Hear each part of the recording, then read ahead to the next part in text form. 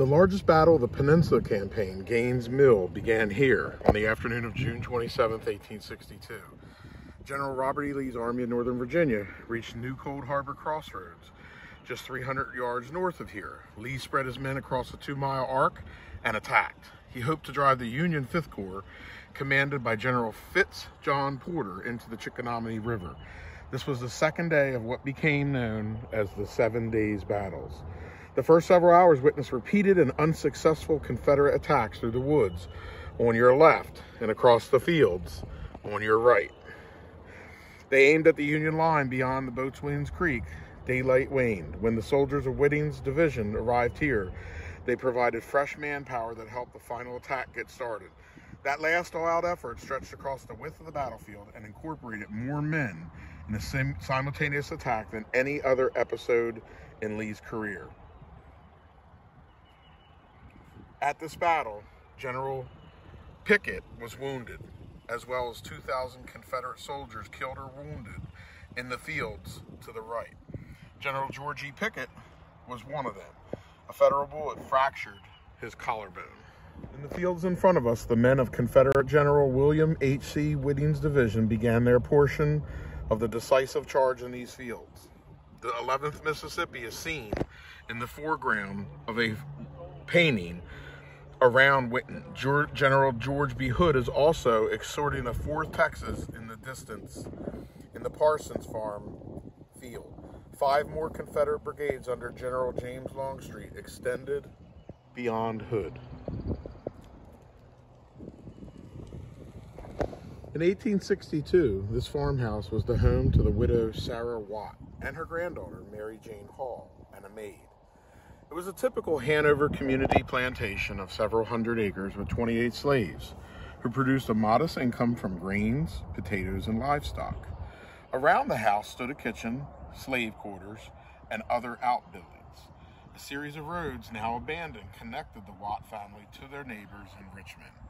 However, their lives would drastically change on the morning of June 27, 1862, when the Union commander selected this house for his temporary headquarters, forcing the family to leave. When Mary Jane returned after the battle, she found the walls and roof were torn by shot and shell, the weatherboarding honeycombed by Minnie balls, and every pane of glass shattered. Inside, evidence of a field hospital was everywhere. Now, from garret to cellar, she wrote, there was scarcely a place of flooring as large as a man's hand that did not bear the dark purple stain of blood. Before the battle, 2 of the Watt slaves carried the ill 77-year-old Sarah Watt from her house to a waiting carriage, while others placed a trunk filled with clothing and valuables into a farm wagon. This would be the last time Sarah Watt saw her home of 60 years. She sought safety with a nearby relative where she remained until her death in 1863 in April. By nightfall, Union resistance on Turkey Hill had ended. Except for the wounded, most of the Federal forces had recrossed the Chickahominy overnight and joined the remainder of the Army of the Potomac. In just 2 days of brutal fighting, Lee had audaciously divided his army, drove the Union Corps across the Chickahominy, and successfully ended McClellan's thrust into Richmond. The cost, however, was staggering.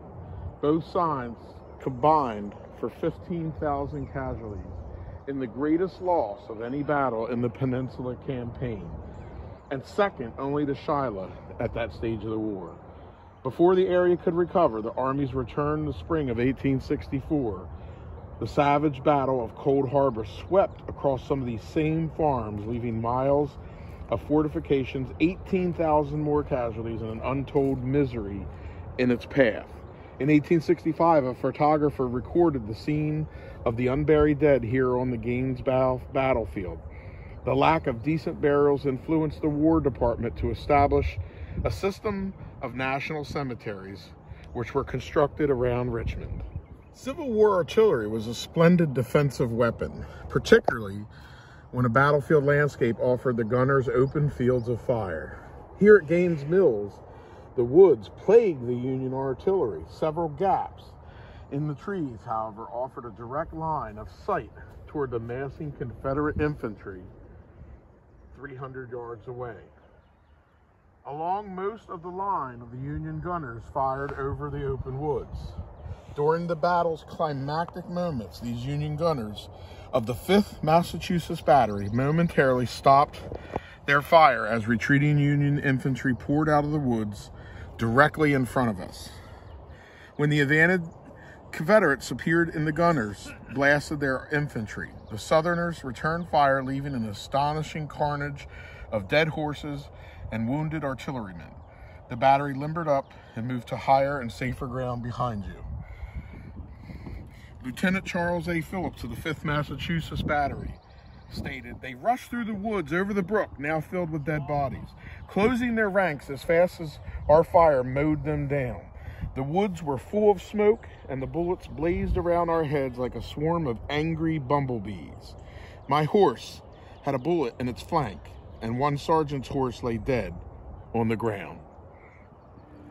It was here that Sumner crossed the river to Rain Forge, a part of McClellan's army fighting at Fair Oaks on May 31st, 1862.